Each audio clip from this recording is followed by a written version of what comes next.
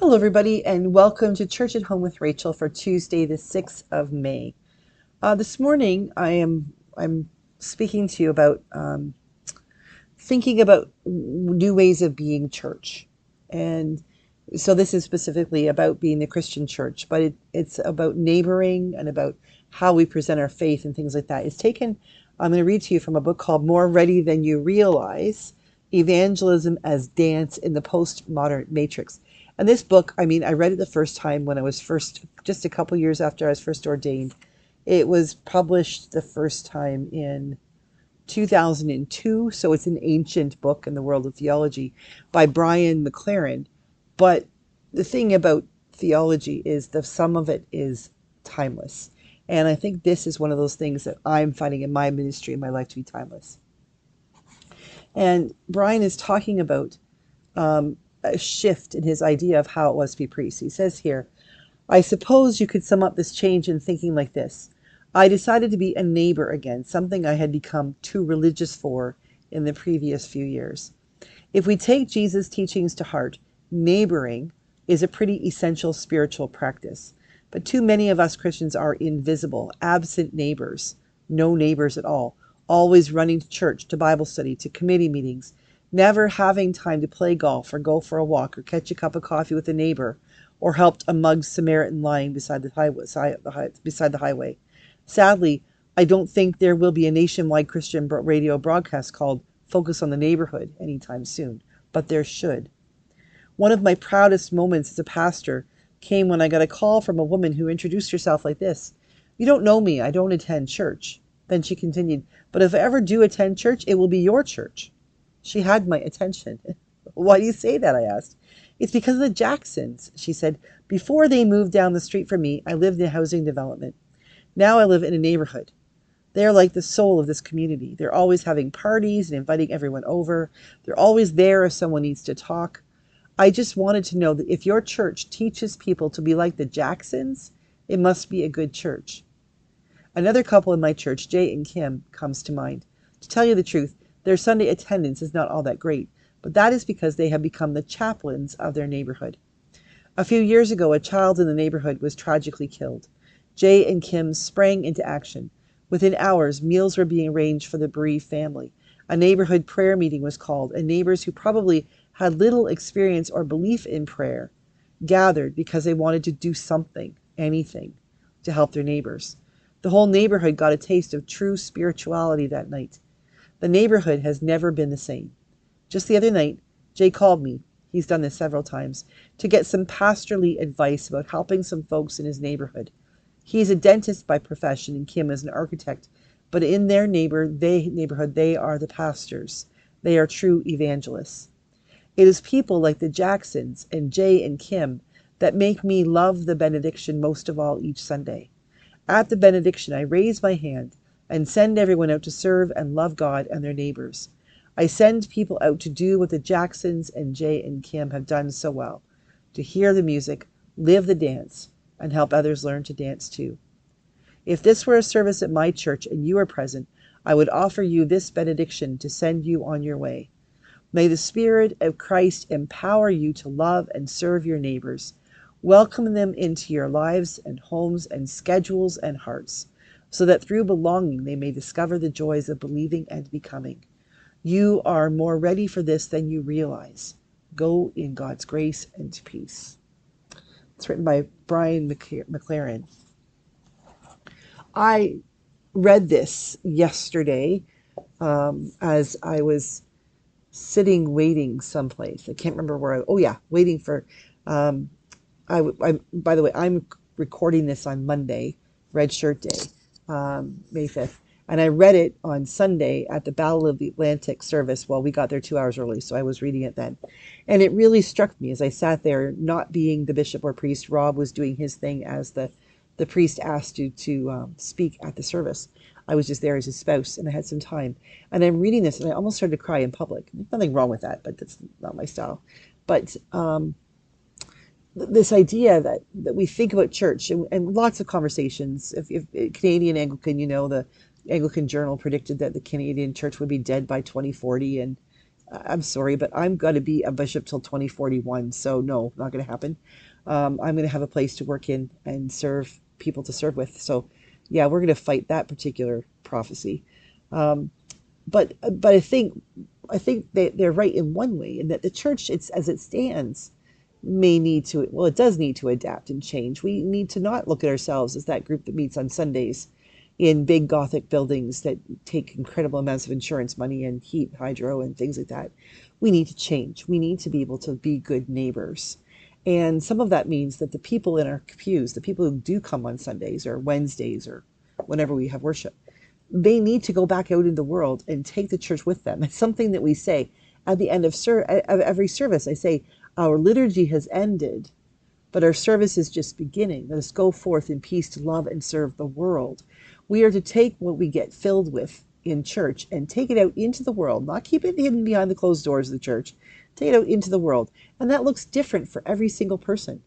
If you love kids and you just have a dynamism that kids appreciate, and you love to play soccer or basketball or things like pickup games that kids can play easily, and that's something you can do in your neighborhood, then do it. Do you need to talk about Jesus Christ? No, you don't need to. If it's a possibility, go for it. Know your moments. Know your moments. It's important that we not take the faith that we are living and turn it into something that turns people off the possibility of them living it as well. It's really important. It's like meeting a new friend. Do you remember when maybe you didn't move, but when we were little kids, we moved around. My dad moved us around a lot because of his work. And I love moving. But the one part I didn't like so much is that first day when you get up in the morning and there's enough done around the house that your mom says, go play, go out to the neighborhood. We used to do that back before stranger danger and all this stuff. And I remember one day in particular, we just moved into Listowel. It was the middle of the summer. We'd come from St. Thomas, where I had lived I hadn't lived there my whole life, but for the first 4 years of school, kindergarten through grade 3, I lived in St. Thomas in the same house, same neighborhood, had friends, things like that. And we moved to Listowel, and I had to go out and meet new people. So we lived on a crescent. So where we lived was here, that one end of the crescent, and it went all the way around. And in the summer, I got up, I think probably it was about 9:30 or 10 in the morning. I don't remember if I took my bike or just probably walked, because the bike would have been buried somewhere in the garage, not unpacked yet. But I just went walking around to see if I could somehow meet some new friends. Were there other kids out playing that I could kind of hang on the periphery? Now, I'm an introvert. I do not like being the person who has to walk into crowds and say, hey, here you go. My job means that I do that a lot. But my preferred sense of being is to sort of hang back, be that wallflower. I'll sort of dip my toe in the water and then come back out and take my time getting in. But when you move, unless you're starting right to school that day, it's really difficult to do that. So I screwed my courage to the sticking place, as Lady Macbeth would say, and I walked around Jackson Crescent and Listowel, and I went looking, and I walked past these houses and past these houses and got up around the curve. And finally, when I was coming around the last curve toward the other end of the crescent, there was a girl who looked like she was probably about my age, and a boy who looked like he was close to her age, but he obviously had Down syndrome. And they were out playing in the front yard. And I walked up and I said, hi, my name's Rachel. And she said, hi, my name's Lena, and this is my brother Matthew. And that is how I met my first friends in Listowel. And then her mom saw us out playing, and she asked me who I was and invited me in, and I think I had a cookie or something. And then we decided that we were going to play again, and I ran home to tell my mom that I made a new friend. And Lena Armstrong was my friend the whole time I was there for grade 4 and part of grade 5. We had our ups and downs. But you see, the thing was, she was out being in her neighborhood, being herself. She's playing with her brother. She may not have wanted to play with her brother, but she was being a good big sister. She was playing with her brother. And I was out doing my thing. And because she was willing to take a chance on talking to a stranger, and I was willing on taking a chance and thinking maybe this might be a new person I can hang out with, together, we came together. We had a good friendship. We weren't best of friends, and I was only there for a year and a half, and it really, we were grade 4 and grade 5. She was a year behind me, so she was in grade 3. So it wasn't like she was in my classroom, but we hung out together at school during recess and at lunch. We would play on the weekends. We did things together. We had sleepovers and all the things that kids do. And that came because we both were willing to participate in the neighborhood. Neither one of us was expected to become a great, doing something fantastic or being a perfect at something. We simply went out into our neighborhood to do what we're called to do. And as an adult, I'm learning all the time how important it is that we just take who God made us to be and just plop ourselves out there. In the places I have lived, especially before I met my husband, when I was living alone and single, quite often, especially when I moved into Stratford, my first parish, I moved in June, and I didn't know anyone.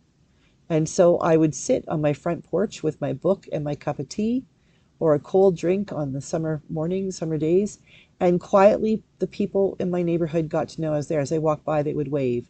And every once in a while, when I realized people's patterns, if I saw somebody walking up the street, I might go down and try to pick a few weeds from around the tree in my front yard so that when they walked by on the sidewalk, I'd be close enough to say, "Hi, how are you?" And we'd chat. Eventually, I came to know my neighbors across the street, and I babysat a little bit for the kids for my neighbor Jody. And these are folks who I invited to things like my wedding when the time came because I was willing to be part of the community, part of the neighborhood. As Christians, it's not as difficult as we think to share our faith. We simply have to share who we are. And that means getting out of the house sometimes and participating in the world around us.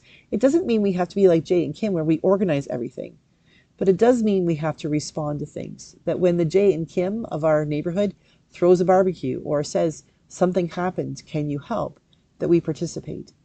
And those baby steps are the ways that we can now become part of the community in a way that God would say, "Well done, faithful servant, well done." It doesn't being faithful or learning about our faith or sharing our faith doesn't have to be a difficult thing. It has to be a natural thing. And if it feels too difficult, then maybe we're doing it wrong. Maybe we need to relax, give ourselves permission to just be ourselves. And then it will come naturally because we're naturally ourselves. Have a great day. God bless you. And I will see you again tomorrow for Church at Home with Rachel.